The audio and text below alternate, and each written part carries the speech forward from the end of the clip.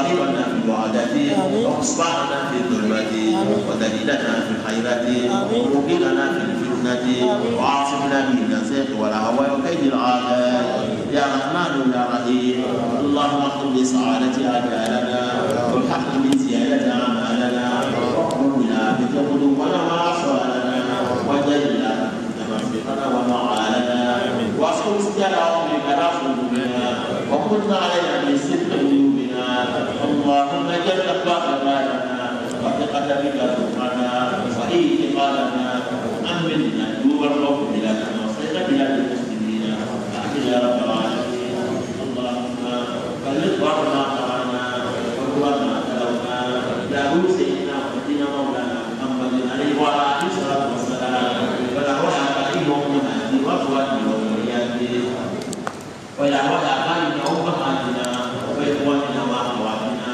وأصحابنا وأصحابنا وخيرنا وقرابنا اللهم وصلواتنا وبشكرك وقرابنا إنك أنت الغفور الرحيم والصلاة والسلام على سيدنا مولانا خاتم النبيين وإمام المرسلين سبحان ربك رب العزة عما يصفون والسلام على المرسلين الحمد لله رب العالمين بسم الله الرحمن الرحيم الحمد لله رب العالمين الرحمن الرحيم مالك يوم الدين إياك نعبد وإياك نستعين اهدنا الصراط المستقيم صراط الذين أنعمت عليهم غير المغضوب عليهم ولا الضالين.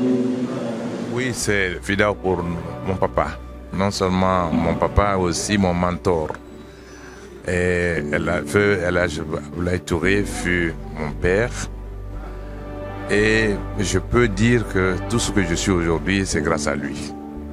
C'est lui qui m'a pris tout jeune dans ses mains quand je venais de terminer mes études. C'est lui qui m'a appris le métier de diplomate. C'est mon mentor. J'ai tout appris à ses côtés. C'est un grand homme que moi j'ai connu. Un grand homme. Un homme bon. Un homme qui était très attaché à son travail. Qui connaissait son travail. Qui était un véritable serviteur de ce pays. Je l'ai connu de très très près puisque j'étais dans son cabinet. Je voyageais avec lui tout le temps.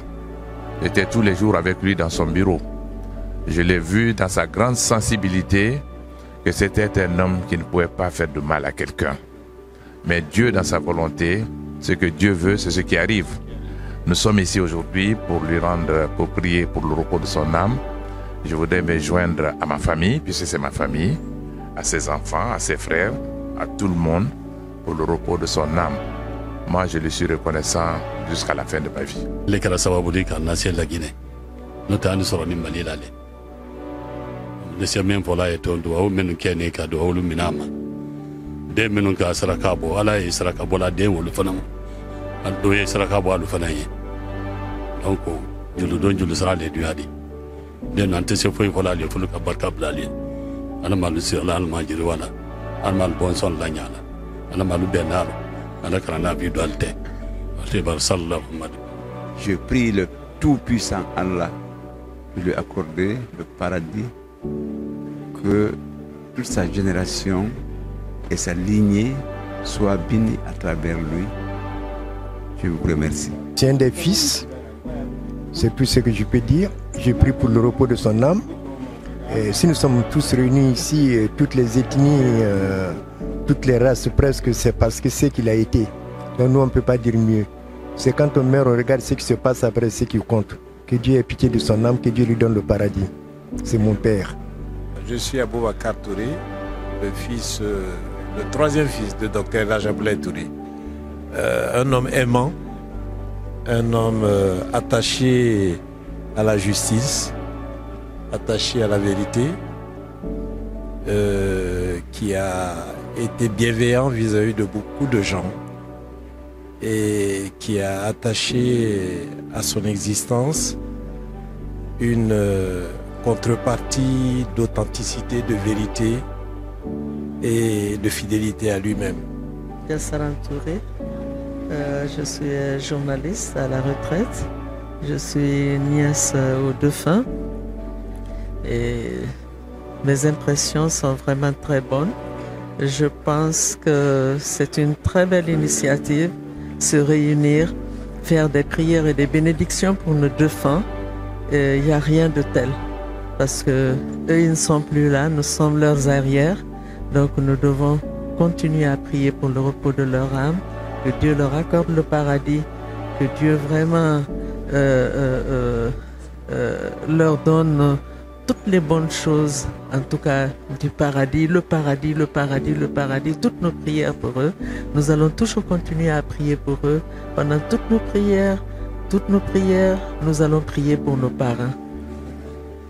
Je suis Ibrahima Khalil Diakité. Je peux dire sans hésiter, sans me tromper, que je suis un des fils d'El Hadj Abdoulaye Touré. Parce que El Hadj Abdoulaye Touré a été cet homme qui, depuis les années 20, a scellé une amitié avec mon feu père El Hadj Moussa Diakité. Ensemble, ils ont mené la lutte pour l'émancipation de la nation guinéenne. Et après la grève des 72 jours, ils ont tous été affectés partout en Afrique où il a ouvert le premier poste de santé en Centrafrique. Mais ce qui est impressionnant dans tout ça, c'est bien de magnifier un homme de la trempe d'El Hadj Abdoulaye Touré qui, pendant ces 40 dernières années, a donné ce qu'il y a de plus beau à la diplomatie guinéenne. Tous ceux qui se réclament de la diplomatie guinéenne de 1984, presque à nos jours, à l'international, ont été recrutés par El Hadj Abdoulaye Touré. Vous savez, on ne peut pas parler de cet homme, de ses œuvres, en une fraction de seconde. Mais je voudrais tout simplement remercier tous ceux qui, de près ou de loin, ont eu cette belle initiative de magnifier certains fils de la nation qui ont été brutalement arrachés à notre affection, mais qui ont tout donné pour la Guinée. Alors à vous les journalistes aussi qui ont couvert cette émission, alors nos sincères remerciements. Mes remerciements vont également à tous ceux qui, de près ou de loin, ont participé à cet événement. Je vous remercie. Je suis le professeur Sekou Kamara, et professeur en médecine. C'est grâce à mon père que je suis allé en Chine pour étudier la médecine. Et il me manque aujourd'hui les mots pour magnifier l'œuvre de mon père.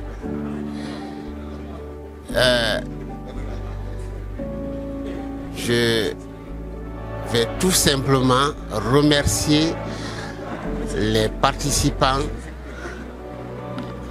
à l'événement. Mami Daouda Touré, je suis le père de certains, le grand frère d'autres et la famille de certains.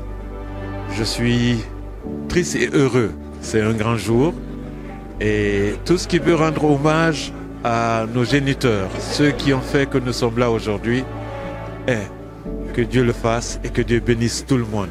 Tous ceux qui sont venus de près ou de loin communier avec nous, qu'ils en soient remerciés. Là, aujourd'hui, j'ai le cœur un peu serré.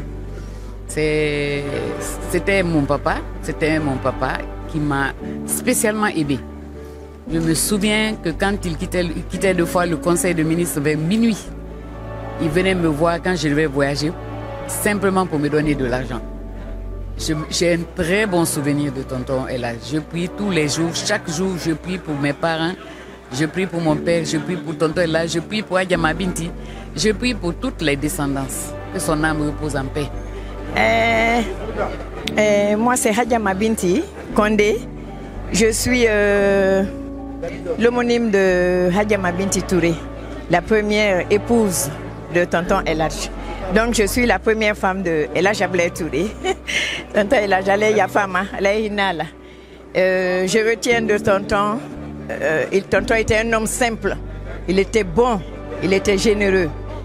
Et quand je parle de lui, j'ai vraiment des larmes aux yeux. J'ai eu des larmes aux yeux tout à l'heure. Parce que tonton était un homme très bon, très généreux, très serviable. C'était un ami de mon père, El Hadj Youssouf Kondé. Et il était toujours à la maison. Donc, je formule des prières pour lui. Je prie le Tout-Puissant de lui ouvrir grandement les portes du paradis et de lui réserver une place de choix au paradis, Firdaus. Pour les études à l'extérieur, tous les jours, quand il quittait son travail, il venait me voir et me demander comment je vais, me demander si j'ai bien mangé. Des gestes pleins de gentillesse, des gestes d'un père à sa fille. Alhamdulillah Rabbil Alamin, que Dieu lui garde une belle demeure auprès de notre prophète sallallahu alayhi wa sallam. Docteur El Hadj Abdoulaye Touré était un humaniste, un père aimant, un père spontané. Bon, le souvenir que je garde de lui 38 ans après est que c'est l'idéal de père que tout enfant peut rêver d'avoir.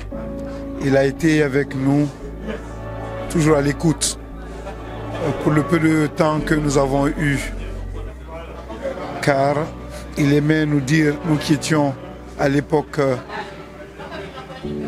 en pleine adolescence, il a su nous dire très souvent qu'il avait perdu son père quand il avait 12 ans, comme si c'était pour nous préparer à un voyage inattendu. Il a su nous donner ce qu'il faut comme direction, comme orientation et comme principe de vie. Il était bon, il était saint, il était croyant et il a su réellement nous montrer ce que c'était que d'être un père. J'ai entendu dire de mes grands-pères des puisque malheureusement, Dieu a voulu que je ne le connaisse pas. Je souhaitais le connaître, mais les circonstances ont été autres. Je ne l'ai pas connu. Ce que je retiens de lui, c'est que c'était un homme beau, gentil, serviable, dévoué à la cause de la nation et à la cause de sa famille. De la maison au palais du peuple, il en revenait. Tout jeune, j'échangeais beaucoup avec lui. On parlait de politique, on parlait de géographie, on parlait de la vie de tous les jours. Il s'intéressait à tout ce qu'on faisait. Et ce que je peux ajouter, je sais que mon père attirait beaucoup la lumière. Pour moi, c'était une lumière. Et un homme qui faisait beaucoup la différence dans n'importe quelle situation. Il ne déplaçait pas beaucoup d'air, mais savait quoi dire. De lui, j'ai appris ce que c'est que la persévérance. De lui, j'ai appris ce que c'est que la loyauté. Et de lui, le dépassement de soi. Oui. Nous sommes très reconnaissants à la presse internationale, accréditée auprès des Nations Unies, de nous avoir permis de vous rencontrer pour vous exposer toutes les considérations qu'il y a eu autour de l'agression caractérisée armée du 22 novembre 1970 dont mon pays, la République de Guinée, a été victime. Vous vous souviendrez certainement que dans la nuit du 21 au 22 novembre 1970, avec des moyens matériels considérables, en hommes et en armement, le gouvernement fasciste portugais, avec le concours de mercenaires recrutés en Afrique dans certains pays, a attaqué la République de Guinée dans des conditions de surprise, jouant avec le temps, la brume et la période dure du mois de carême. Les complicités extérieures, après l'événement au cours duquel le peuple de Guinée a remporté une victoire éclatante sur les forces du mal, sur ses agresseurs, en neutralisant l'agression par ses propres moyens. Les forces du mal avaient misé dans leurs faux calculs, comme d'habitude, sur un soulèvement intérieur en Guinée.